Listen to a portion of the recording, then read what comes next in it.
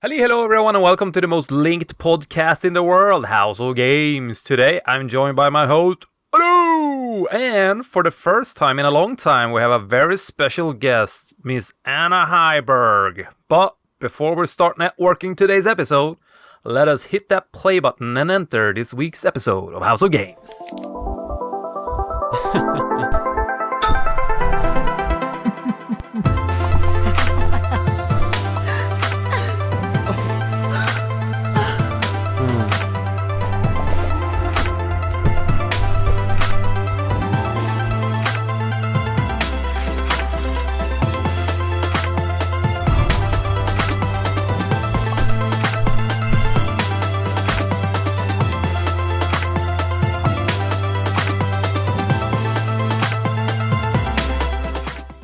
Welcome everyone to this week's episode of House of Games, and as my co-host mentioned, finally we have a guest on the show. So I'm very pleased to introduce Anna to my audience. So please, Anna, if you want to, tell us who you are and what you do. All right, thank you so much. Thank you for having me. So my name is Anna Högberg Jonelius, if you want to take it in Swedish. I'm an independent game developer. You might say a veteran of the games industry if you want to. And I'm also one of the hosts of Linkin Bar, which is an event for game developers in Sweden. I do a lot of consulting work for other studios. I've done basically everything that you can do within games, everything from QA through programming to game designer to design and so on. So I've seen a lot of shit through the years, if I'm allowed to curse on this podcast. Absolutely. I've got to ask straight away, it sounds like you do a lot of things. How, did the game developer part of your life, is that a full-time job, 8 hours a day? Or how do you split these? As far as I can tell, it's 3 things. You do games, you consult, and you host this link thing in Stockholm. So how do you... Yeah. How do I do Is it that? Elon Musk we're talking to here, or is it... Hopefully not. It's not one of my idols. You could even go as far as say that I'm more projects as well, but I try to keep it a little bit more structured so people can understand what I'm spending my time on. But basically, usually what my time looks like is I consult on 50% or something. So half time.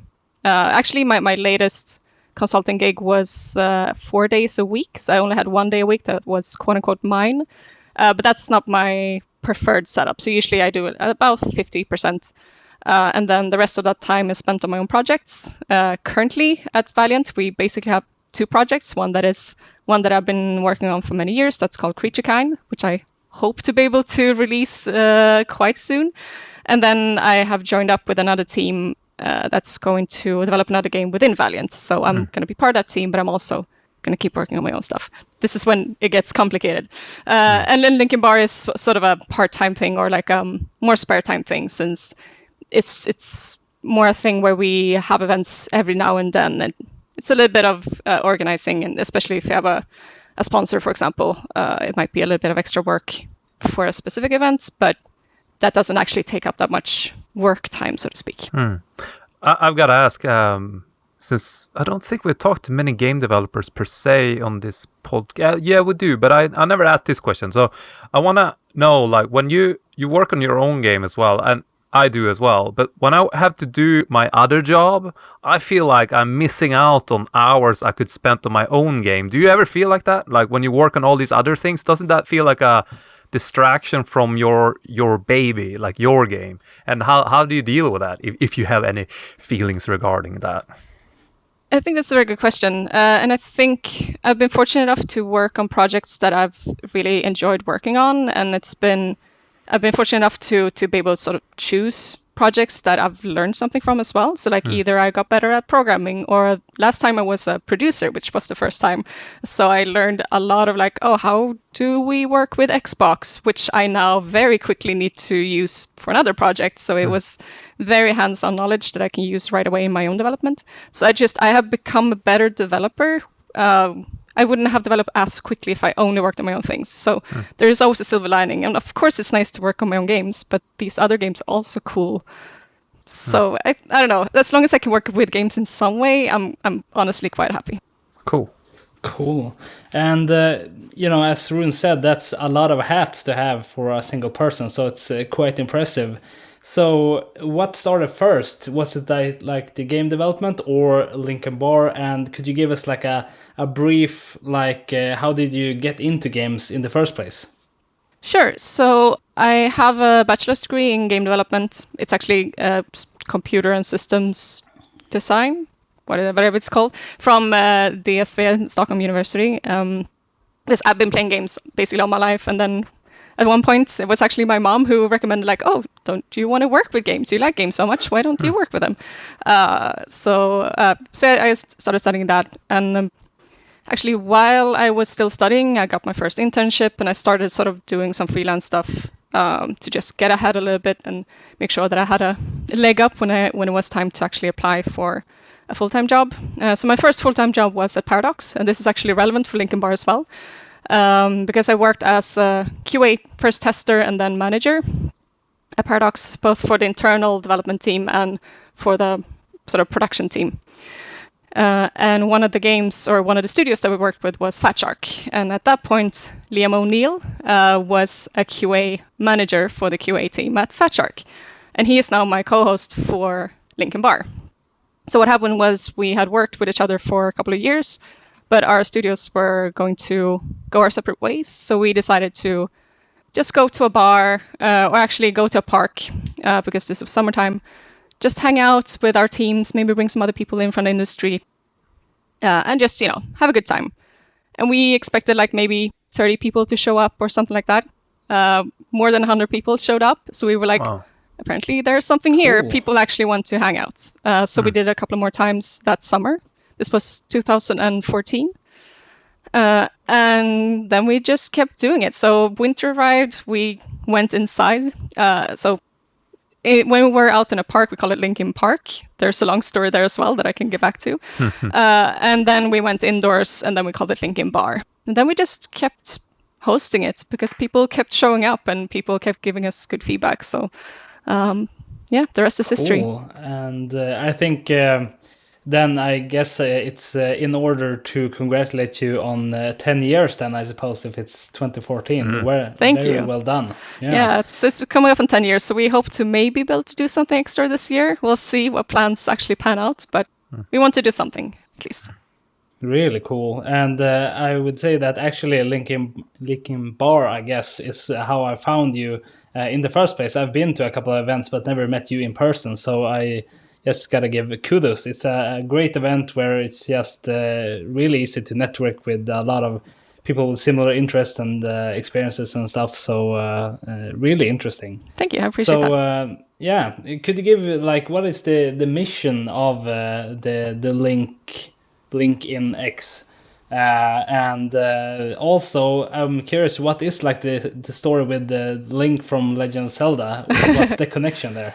I can start with the second question first. So it started out as the first Linkin, which was to become a Linkin Park event that I mentioned, when me, Liam, and our coworkers and some others sat down in a park. I think we called it Game Dems in the Park or something like that for the Facebook event. But the banner that I chose had Link in a park. Because I had a T-shirt as well at that time, which was Link in a Park, and Linkin Park is a band. So I thought that was funny. So that was the banner of the event, not the actual name. But everyone called it Linkin Park anyway. Okay. So it sort of became the name of the event. Everyone was like, "Oh, you're going to Linkin Park?" So we're like, "Okay, I guess it's called Linkin Park now." So we didn't actually actively choose it ourselves to begin with, but it sort of stuck. And now Linkin Bar doesn't make any sense. But right. Everyone calls it that now, so we're just rolling with it. Cool. But those are the best names, I guess, that the ones you don't choose, but sort of evolve from circumstances. Yeah, sure. I thought you said think in bar. Sorry? I thought you said think in bar. No, and I thought it had something to do with you get drunk and that's when you get creative and start talking or thinking out loud. Like the Ballmer curve, I suppose. Yeah. So, okay, Linkin Bar. That is true. Linkin Bar, as in Link in The Legend of Zelda. Hmm. And Cool. to your other question, the goal is basically just to network. So when me and Liam started working in the industry, other like game companies had meetups quite often, but then they sort of started petering out, and we saw that there was sort of a need to just network and meet each other and hang out, have a good time. Like we didn't want it to be like there to be a specific mission. Like we didn't want really like any talks or no like enforced activities, because like there are conferences, there are spaces for that, and it's great, and I really enjoy like the sort of the climate that we have in Sweden in that sense. But we just saw a need for just a chilled place to hang out, and you don't have to be in the industry. You might be on your way in, you might be a student, you might just be interested in the industry, and that's fine. You can just come and ask people your questions and so on. So we want the bar to be very low for entry. Very nice. And then later you, I guess, moved on to, as you said, now consultant and running your own studio. So could you tell us about like the transition from doing a day job at, I guess, a game development studio to doing it yourself? Sure, yeah. So it was 2015, and that was sort of the boom of, indie darlings. I think like games like Fez and whatever it was back then had just released, like the indie game movie had just released, and I went to some talks at like Nordic Game Conference by indies. And I don't know, I'd come to a point in my career where like, sure, it's just been 3 years, but still I was like, there's got to be something else. Like I want to explore a little bit more. What can I do? What stories can I tell through games and so on? And I wanted to work at a smaller company. I knew that much. So I just decided to try. So I quit my job, which is not for everyone, and it's could be considered a stupid move, but I decided to do it. And obviously it's challenging, and especially as a small indie, making ends meet can be challenging. So that's why I work as a consultant. Once again, I really enjoy it, but it's also a necessity to stay afloat financially. But like I said, like it's not for everyone, but it does give you a lot of freedom. It does give you sort of, you are the master of your own destiny in a way. Like you can decide which games you want to work on. I don't know. And I think also for me especially, I enjoy working on so many things, like a little bit of game design, a little bit of programming, a little bit of audio design or whatever. You have to do everything as a small indie. So I think that's really one of the driving things that keeps me wanting to be indie. And you get to work with so many amazing people as well when you consult and so on, like coming into team, getting to know how they work, just the way that people work together in a small company, and like everything has to click. Everyone needs to see the same vision. I think there's something really cool about that. And when it works, it works. It's so amazing. Like just seeing that machinery work. I got like a million questions now. I wonder if I'm gonna ask. I start with 3. What programming language do you do, and what music software, and what game develop engine software? Also, how did you learn those things? Did you learn them when you started this adventure, or did you learn that in school? Because you mentioned you went to game school, right? Yeah. So well, it's a bachelor's degree in computer science, computer system science. But yeah, so I did already study a little bit of programming back then, but it was mostly Java. We did use Unity a little bit, but I didn't really get into it that much at that point. But I am a Unity developer, unfortunately, you have to say these days. But yeah, so it's C# and Unity. That's my engine of choice. Cool. As for audio design, like I don't compose at this time. Well, I do have some background in music, but I don't really make music for games. However, I've been doing basically the more simple stuff, implementation and so on, and using like basically Audacity and so on, working with sound effects from libraries and so on in that way. Cool. I can't remember what more questions you had. That was it. What language, yeah. what engine, and what engine? It's exactly like me. Unity, C#, and sound libraries. And I'm not composing my music either, in my news game at least. I had way more questions. I can mention as well. I can mention as well. I think you asked like how I learned it. Yeah.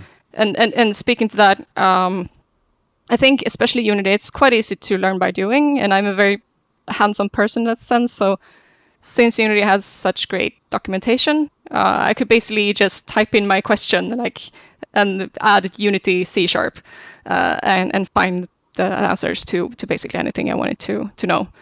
So I'm basically, you could say self-taught. Of course, I have a background in programming, but actually making games, I've sort of figured out along the way, which does mean my code isn't always the most optimal, but I'm also gradually learning more and more how to make actually optimized and clean code and so on. Man, it sounds like I'm talking to myself. It's insane. I also got to ask, how, when you, have you published a game before or worked on a game that was published? And also, you're nodding, so I guess yes. But now that you make your own game, do you feel like you can, what's that thing you always say, Odo, when we put too much stuff in our game so it never gets done? So feature creep. Yeah, feature creep, exactly. Can you keep that feature creep in a leash or whatever? Like, do you feel like you're getting somewhere, or do you feel like you're just constantly adding stuff and it's not, you don't get anywhere? And on top of that, if you do feel like you get somewhere in your project, how do you do that? Do you have like a tick box list or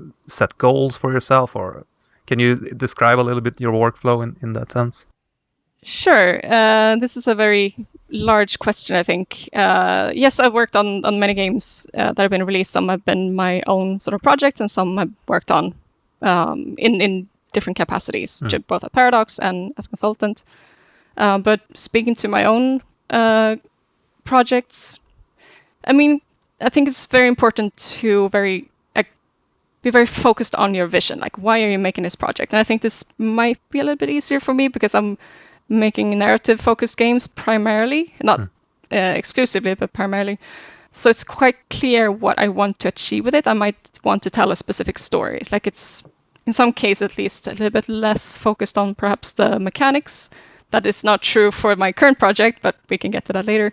But like, then, you know, if you've told the story, if you have all of the elements of the story, you can't really, like, you can always add more, you can add more details and so on, but I don't know, if you do enough work beforehand, you kind of know what it is you want to achieve. I think it's easier to also cut off everything that doesn't actually speak to your sort of primary idea that you have from the beginning, or your guiding idea, that I like to call it. So I try to just always ask myself, no matter if it's a new feature or new content, whatever it might be, like, does this actually help what I'm trying to make here? Is it going to make it better? Or am I just, I don't know, adding things to procrastinate or whatever it might be? So I can't say that there's a way, like a one-size-fits-all, but really, you know, planning beforehand, knowing what's your budget, what's your timeline, and everything like that, and really trying to stick to that and keep your eyes on that target. It's at least what worked for me so far. But when it comes to budget, like, you do other jobs to keep your sort of indie baby alive. Doesn't that mean like the budget will technically never run out, because as long as you do all these other things, the baby indie can stay alive, sort of? Sure. I think you're touching really on what's going on right now with my game KreatureKind, because I started working on it 2020 and it's still not out, and it's going to be 4 years this year. It shouldn't have taken this long, I suppose, but that's also a whole beast in itself, because I wanted more funding and that wasn't possible, and yeah, it's a whole beast. But yeah, for sure. But I think in that case, you either, if you can impose on deadlines on yourself, because maybe in this case I want to start working on the next game, I can't work on this game forever, but also you might have other deadlines that sort of appear along the way, which I'm now working towards, which is, for example, working with a partner. So like, they might have, okay, so you're going to release on our platform, right? And you're probably going to do that within a reasonable amount of time. So like, the closer you get to actually release, the more you actually have to release it, sort of, because you get more and more dependencies, basically. I don't know if that makes sense, but partly I think it's good to impose deadlines on yourself, and at some point you're just gonna get them whether you like it or not. Hope, sort of, quote unquote, hopefully. Interesting. Cool. Yeah. And as an indie, I'm curious about that. So for setting deadlines and so on, do you work anything like evenings and weekends on your own projects, or can you keep like strictly to 8 to 5, for example, or how do you sort of time box that? Because I guess it's harder with something that's not as defined as a requirement for a client, for example. Yeah, that's definitely been something that has changed over the course of my career. Early on, when I was an indie, I just always worked. Like, if I wasn't doing anything else, I was working. And it can work for a while, but I do not recommend that to anyone. Like, if it's on your own terms and it's a limited time box, sure, maybe if you're taking care of yourself in other ways, but you're just going to burn out. And as you know, the saying goes, this is a marathon, it's not a sprint. So you need to really make sure that you also do other things, if nothing else, to just, gain inspiration and, get that dopamine kick from being out in nature or talking to people or whatever it might be. So I used to work way too much. Now I try to be very strict and like actually keeping it to working hours, like office hours. I actually took some time off during the holidays this season, which basically was the first time in a very long time. Ooh, congratulations. Thank you. And I think it's very important to take care of yourself. So I don't know, maybe it comes with age. I just value my time much more now than I used to, because I want to do this for the rest of my career, or like the rest of my working days. So you just kind of have to after a while.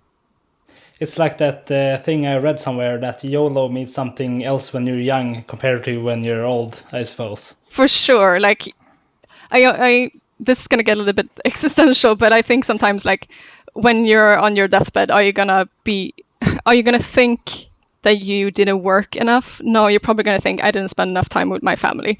So like, sure, if you enjoy what you're doing, absolutely knock yourself out. Like, if you want to spend a few more hours today, do it if you really want to do this and you're having a good time.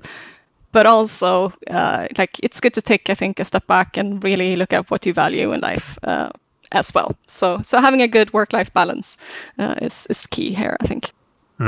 Yeah, absolutely. So could you tell us a little bit about the game you're working on now? Like, if you want to go from like chronologically, like from the idea stage to like breaking it down to the concrete sort of project that you have now, and where you're at and where it's going and so on. Sure. And this is the point where I have to sort of choose which one to talk about. But I'm going to talk about KreatureKind, which is the main project internally at Valiant right now. So the idea started back when we were still working on our previous game, Pendula Swing, within Valiant. At that point, we were 3 people within Valiant working full time. But after Pendula Swing, we sort of went our separate ways, and it was only me. And I don't know, it was something about the idea. It actually started with us just talking over lunch about a couple of articles that we've seen about young girls who had found swords in lakes for some reason. Or like, we saw one of them, and I recalled another story like that. So we're like, what's up with all these girls finding swords in lakes? Like, that's quite kind of random. So then we just started like spitballing about like, okay, what would the story be? And it was just something there, I think, like, oh, if this were magic, and what would that mean? And maybe they're going to save the world, but they're not going to fight the monsters. They're going to be kind to them. It just started spinning. And it just sort of stuck with me, that idea, that maybe there's something there, like these teens have been chosen to save the world, something. Now, the story has changed a lot over the course of this game. They don't have swords anymore, because this is a non-violent game. You still treat the monsters with kindness. You actually try to recruit them to your cause instead of fighting them. And I realized the swords gave sort of the wrong idea. People didn't really understand what this game was when they saw it. But you could do that, what the queen does when she put the sword on the shoulders and sort of, I hereby turn you're like dubbing them. Yeah. But now, there is no sword. Sorry, continue. But just like strictly for marketing purposes, it just didn't work out with the swords, so I just removed them. But it's a card battler, deck builder, where you, like I said, like you recruit monsters to your cause. So it's very much about like building a movement, basically. So in this world, magic is fading, which is sort of a way to talk about sustainability and like how do we actually take care of the world around us. So you try to convince people through card encounters, card battles, that they actually need to listen to you and you're making good points, and maybe we should stop using so much mana because otherwise mana is going to run out and no one will be able to use magic anymore. So that's sort of the short version. And it's been going through several iterations through the years, which is actually, I'd say, the good part of it taking a little bit longer than I had planned for, because it's given me time to just try new things. I had an intern for 6 months who helped me sort of rethink how the encounters were going to work, and so on. So I'm pretty happy with how the game works right now. We'll see if it's what I'm going to release in the end, but yeah, it's basically a very straightforward card battler, but it's very wholesome, it's very colorful. So the bar of entry, again, is a little bit lower than some other games. So it's very just approachable and cozy.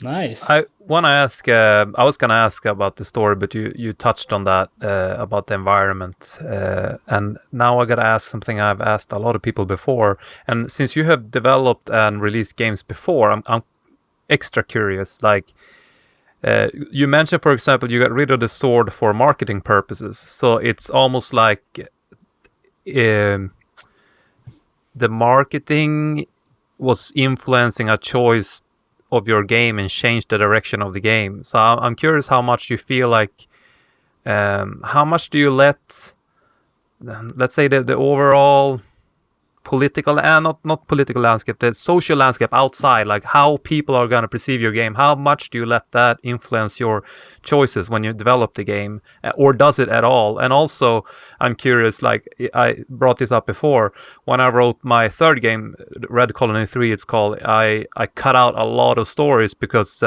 my publisher wanted to have it voice acted like the second game.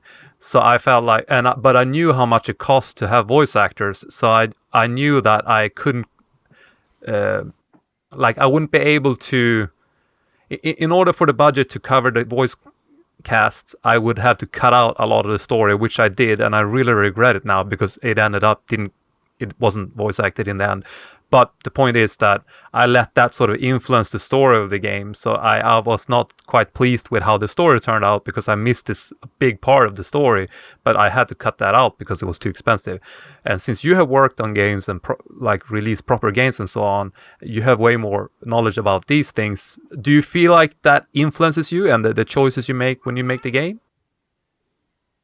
Absolutely, really, it does influence like the development of games. I think especially the more I've worked with games and the more I'm sort of planning what to do next and so on, the longer I've run this company, the more I've had to sort of realize the fact that someone also needs to buy this game in the end. Like, sure, I love working on games, but in the end, it needs to be released because the point of this is to be able to make another game, hopefully. So I always keep saying, living to make another game. That's the point. Like, I don't need to be rich. I don't need to, I don't have to become the next well-known, famous game developer. That's not the point. The point is just, I like making games. I want to make another one.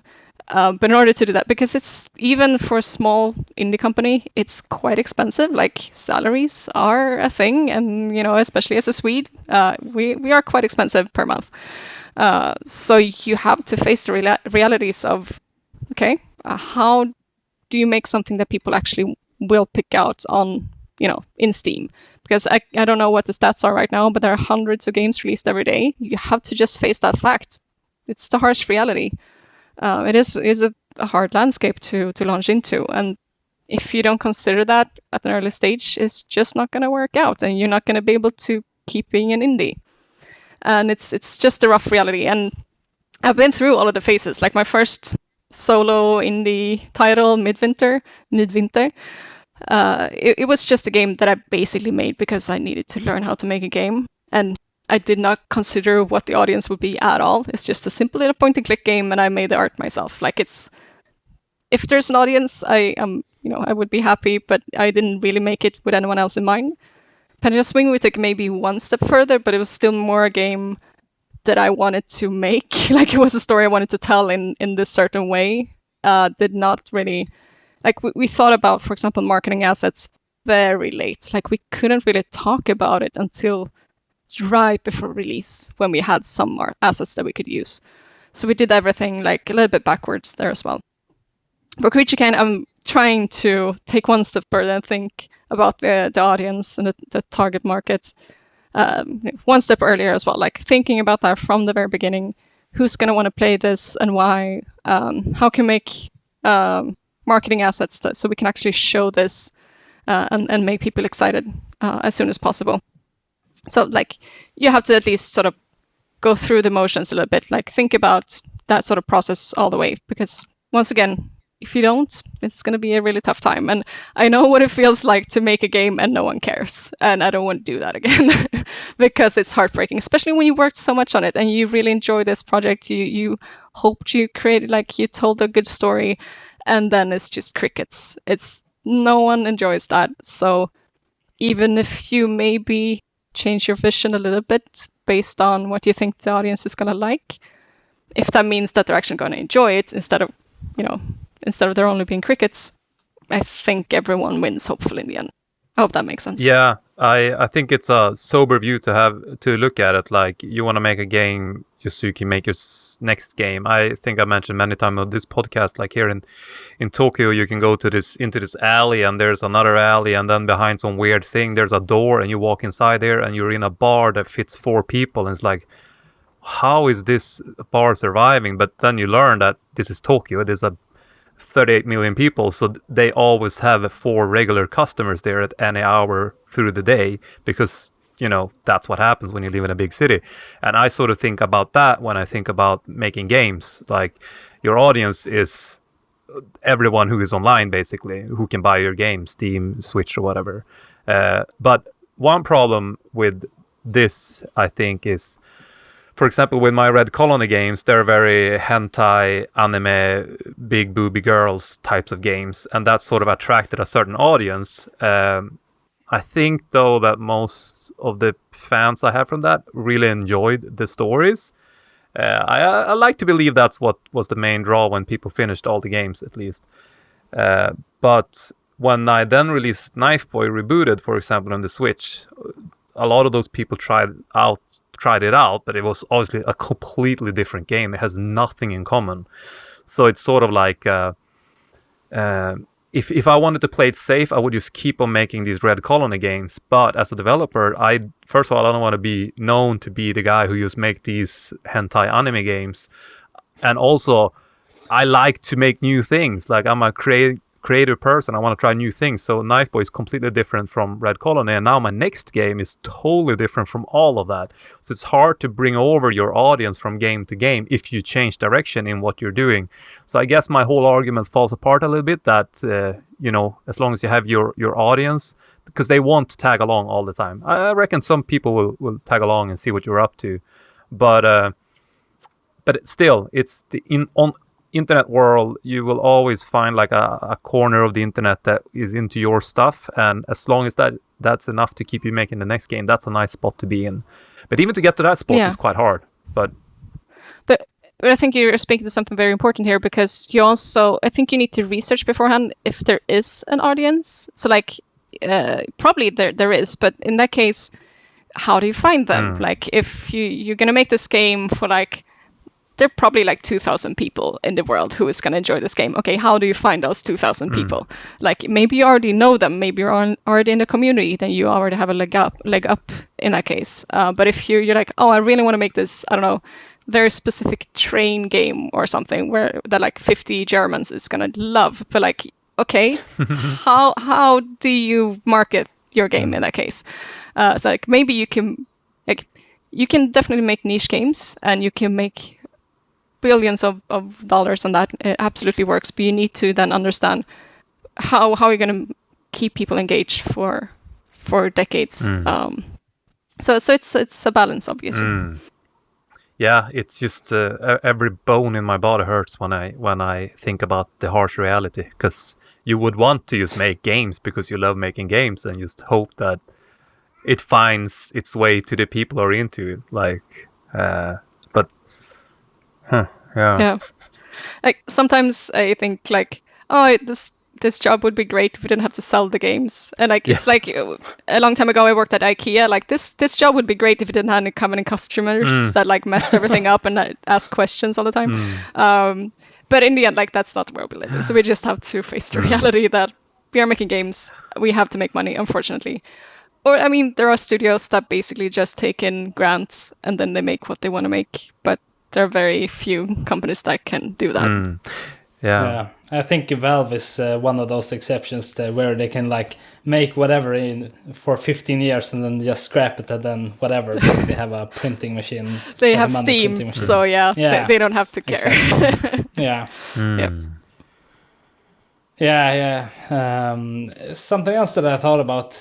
So you touched a little bit about like going into making your own games and being unaware of a lot of like marketing things and things around game development that you have to think about. So if you are, for example, like me, not having released a game of my own yet, so if you want to get to that point where you are now more aware of like marketing and finding your audience and stuff, and how should you think about it, or is there something where you can learn about it, or what would be like the path to getting there? Oh, it's a very good question. I think this is one of the things where almost like when you give advice, that advice is already old. But I think knowing your genre, like see what's already out there, like what do people enjoy about it, or if there isn't a genre, then try to figure out like why are people not making this type of game? Is it because no one thought about it before, or is it because it's not a good idea? So like knowing sort of development side maybe first, so like knowing what games came before you and how people reacted to it and why. Like maybe find a genre where like this is so underserved, people want games in this genre, like I can see it, like everyone buys this but no one likes the games, like they always have this kind of feedback. Maybe then you can find like, okay, I'm gonna make this kind type of game, but I'm gonna listen to the feedback and make it a little bit different in this way that the players want. So I mean, it's hard once again to say a one size fits all, but it's doing the research and like really understanding your audience, what are their needs, how do they communicate with each other, how do other developers communicate with the community. Like for a lot of games, for example, you can build a community on Discord. That's very usual these days. But if you make a mobile game, for example, mobile game players might not be on Discord. So how else can communicate with them? Are they on Instagram? Do they use TikTok? So like, just how do you get that message out? Like, what makes them want to click on that ad to go to your game, for example? Because at the end of the day, once again, you need to market your game. Are you going to do it the sort of conventional old-timey way of like actually making ads, or are you gonna once again build a community? It's just gonna rely on word of mouth. It's a social game where people can invite each other in, or so there are so many factors to sort of take into account. So I mean, I think when you're starting out, that's the only way you can really do it, because otherwise you sort of accrue it over experience. You talk to people, you make your games, you learn from your own mistakes and others.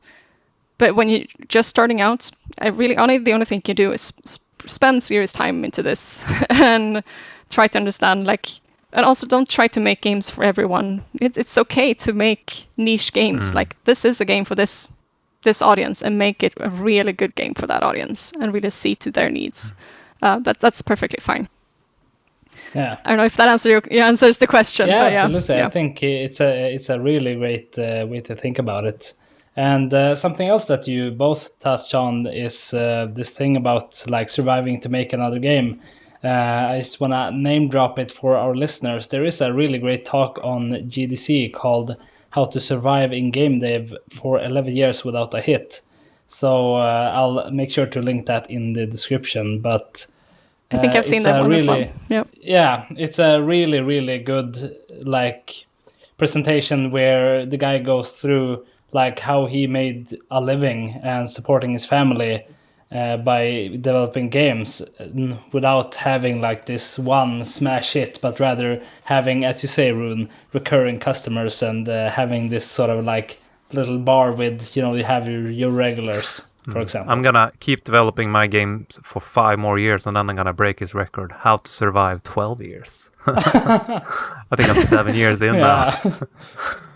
But we got food on the table, so... Yeah. Very good. And at the end of the day, that's the important stuff. And also something that I talk a lot to other indie developers about now is what matters to you. Like, is it food on the table for your family? That's perfectly fine. Like, for me, I have specific goals. They're not lofty or anything, but like, these are things that would be nice to, making a decent game that will, maybe pay off my loans or whatever. But for other people, you might have more lofty goals, like you want to be the author, or you want to, sure, go for it. You just have to realize that you might have to sacrifice things for it. And then you have to ask yourself, what am I willing to sacrifice to reach this goal? And whatever your answer is, that's fine. It's up to you. But you do have to realize that becoming a billionaire from games is not going to be easy. For most people. Some people strike gold, but for us, mortals. But I was thinking about that, what you said before, researching if there's an audience for it. But I feel like, though, those billionaire scenarios are usually games that we've never seen before. I'm thinking Minecraft, and that's the only one I can come up with, to be honest. But the Stardew Valley. Yeah, Stardew Valley, Vampire Slayer, or whatever it's called. Valheim.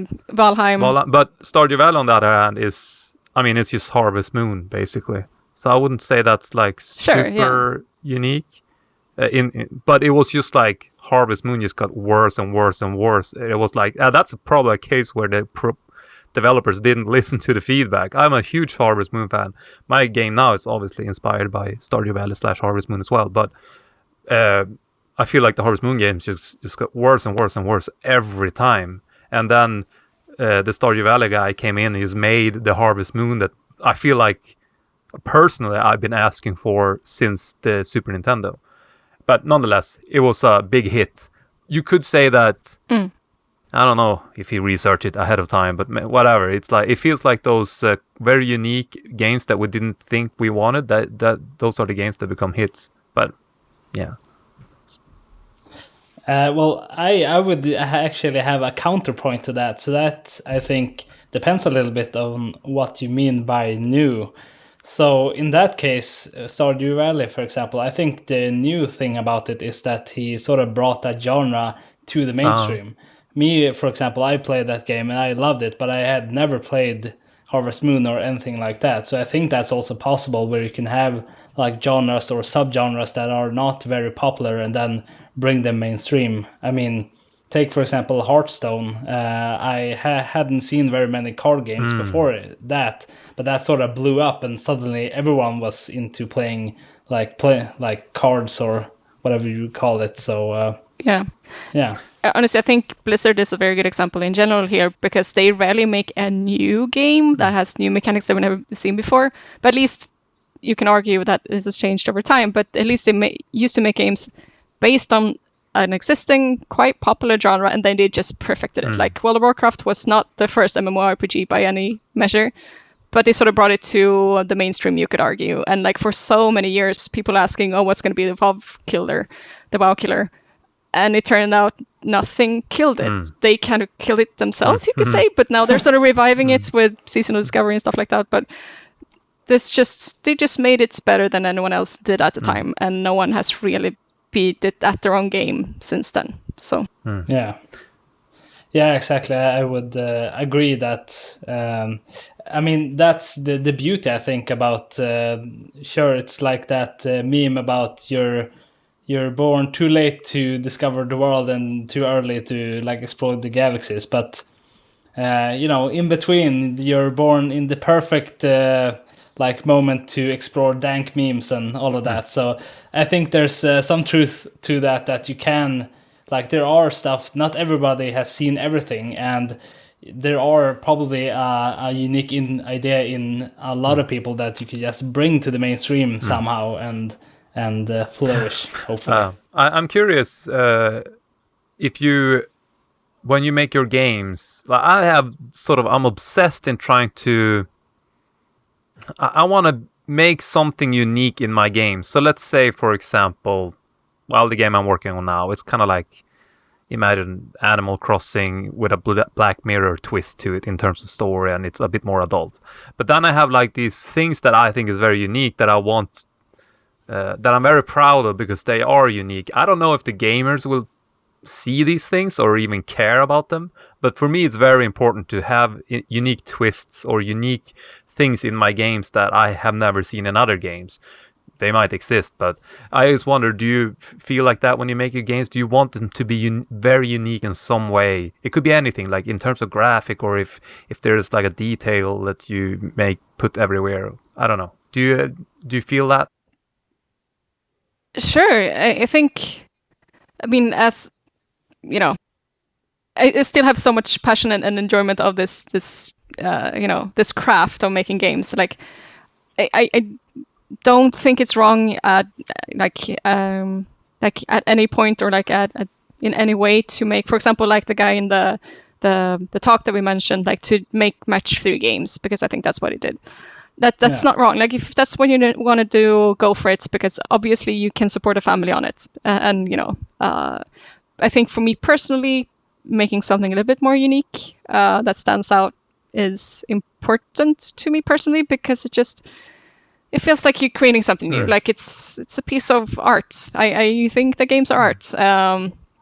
And it's just, if you can bring something new to someone, like if you can tell a story in a way that no one has before and that reaches the right player, that to me is almost the biggest reason for me personally to make games. Like if a player comes back and say, I really enjoyed this story, this really touched me, thank you for I don't know, seeing me or understanding this experience, that's so powerful. And like, even if it's, I don't know, your graphics is so beautiful, I really love it, or if it's the story thing or whatever it might be, if you touch someone or if you created something that resonated with someone, that's I don't know, it's really powerful. And I think also because so many people play games, I think it's 3 billion people around the world play games, like we can I don't know, we can reach so many people with our stories, and we can really be a force for good.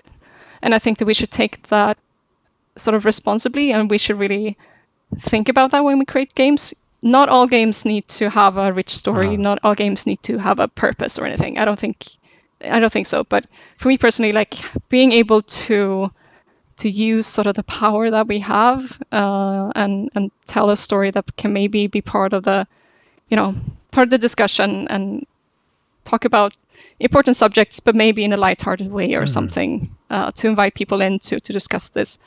I don't know, that's a very appealing idea, and I think if you're able to do that, maybe you should at least consider it.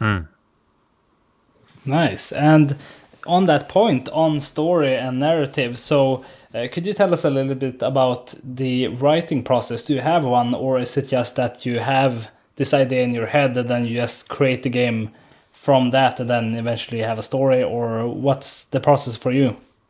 Oh, that's a very good question as well. It sort of depends on the game. So I've been a narrative designer both as a consultant and on my own games. Of course, there's a slight difference between narrative design and writing, and I think I'm a little bit better as a narrative designer. So that would be like the world building and how do you interact with the characters, like what's the design of the story and the way that the player interacts with it. And I think it starts out with like an idea, like why should this game exist? Like what's the guiding idea? What's the purpose of this story? So what's the theme basically? What's this game about? What should the player think about when they've stopped playing?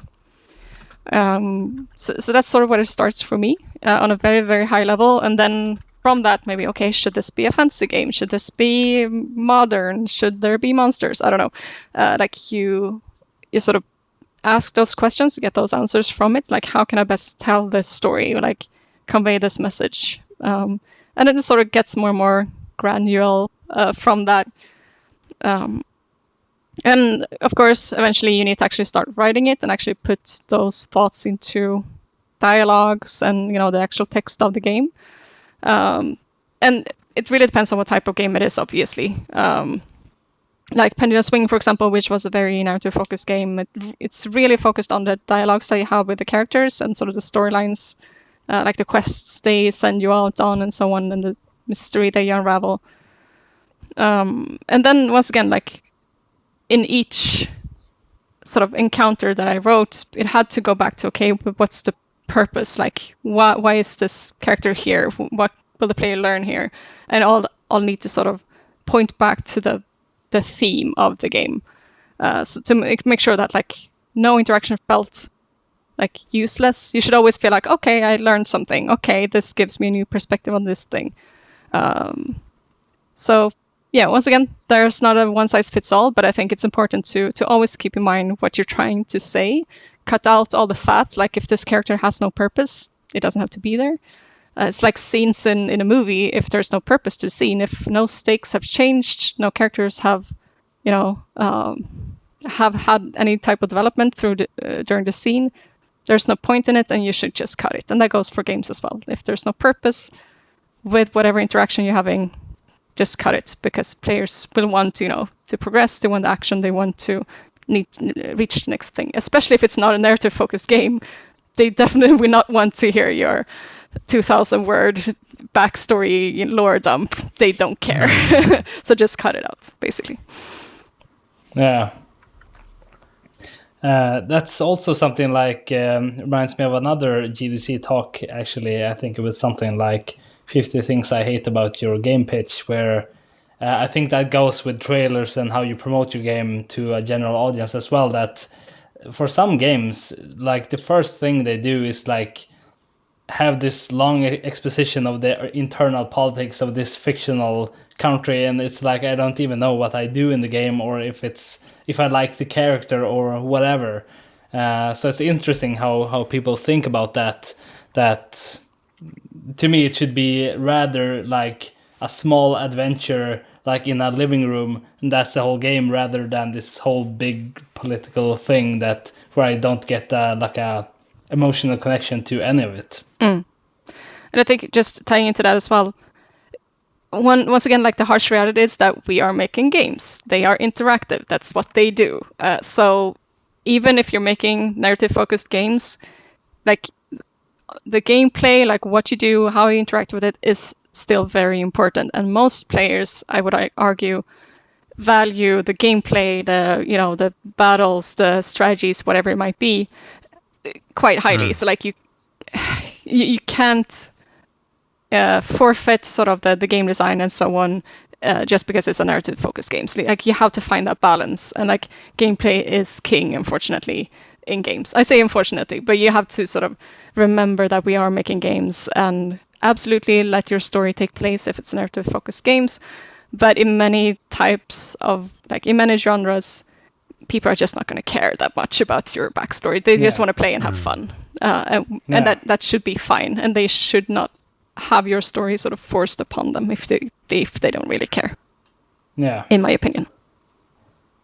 And another point about that, actually, so I totally agree that gameplay is the most important thing for it to be a good game.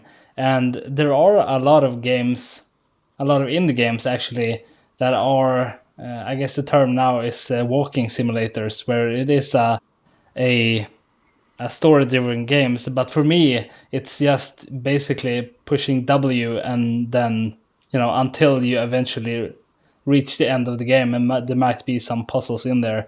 But how would you like relate your game to that? Is there more like things you actually do, or I guess you said it was cards, I guess, so it's gonna be more gameplay than that. But what's your thought about game walking simulators? I mean, personally, I like walking simulators. They're fine. They are a genre in their own, and since I really like narrative-focused games, absolutely. But I think there's sort of I wouldn't say the outlier, but like if you are picking up a walking simulator, you know what you're gonna get. Like you're gonna get a story. That's the point. So like that's fine. But like if you're making, so for example, KreatureKind that I mentioned, it's a like I said, like it's a card battler, it's a deck builder. It does have a story. But it's more implicit, and like there are very short conversations. It's very lightweight. Because in that sort of game, if I was trying to tell the story in a way that a walking simulator does, I think people would lose interest, because by design the genre is very mechanically driven, and I actually picked that genre because I wanted to make a more mechanics driven game and like focus on actually making that the center and like tell the story a little bit more implicitly rather than like having it as in your face, so to speak, than as it is in Pendulum Swing.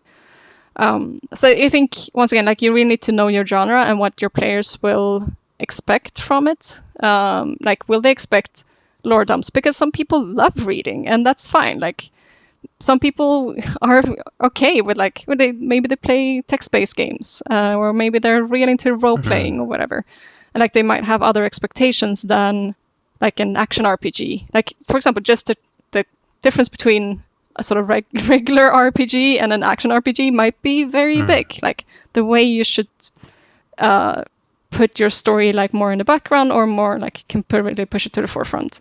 So you just know your genre and what your players will expect. And if like even in a more action focused game, you can have very rich lore and amazing characters and so on, but you should probably allow the players to skip it a little bit more. Like they should have to take everything in order to understand the game, which in a more traditional or whatever, the more role-playing focused role-playing game might handle that a bit differently. I think, if that makes sense. I think I'm thinking about games like Persona. It's a lot of text in those games, like loads of it, and the gameplay is not very fun or special, I suppose. And then you play like I don't know, Octopath Travelers. There's a lot of text in those games, a very simple gameplay. And I'm thinking about like Final Fantasy VII Remake, for example, which is it's a RPG, but what I noticed nowadays, what they do when they want to make action RPGs is sort of like they do a lot of the dialogue while you're walking around, which I guess is something you couldn't do back in the day, but now we can do that. So that's pretty cool, and that's a way to sort of keep the story coming, but yet it's an RPG game or whatever the case may be. What was my point? Old school Persona. I was thinking, you said you should be able to skip it. I think that's important too, and I'm thinking about like Skyrim or Oblivion and so on, especially like Skyrim, let's say. When I joined the Fighters Guild, I wasn't that interested in their story arc, but when I did join the Dark Brotherhood, the Assassins, I thought that was really cool. So I actually wanted to read all the dialogue, or I think it was voice acted, but whatever. I was really like into that. But then I joined the Fighters Guilds later on, but that was just to get the trophies or to do that story arc or whatever. But then you could just skip everything if you want, and then you go to your map, and it's a little dot where you have to go. So you could basically get through all these stories without actually reading anything if you didn't care about it. But that's a good point, and I think that's important too, that you should be able to skip it. So I had no follow-up questions to that. I was just thinking out loud. Sorry. I feel affirmed in what I just said, at least. So I appreciate that. But I do have a final question, and we should start wrapping up soon, I think, since we're approaching an hour. So you have a lot of hats when developing games. So do you have any like expertise or skills that you enjoy more, like programming or art or graphics or anything like that? I would like to say first and foremost that I'm a game designer, narrative designer, and a Unity developer. A little bit less and less Unity developer. Like it fluctuates as well. It depends on, I don't know, mood and project and so on. But I think game design and narrative designing, that's sort of what I am most happy when I can focus on.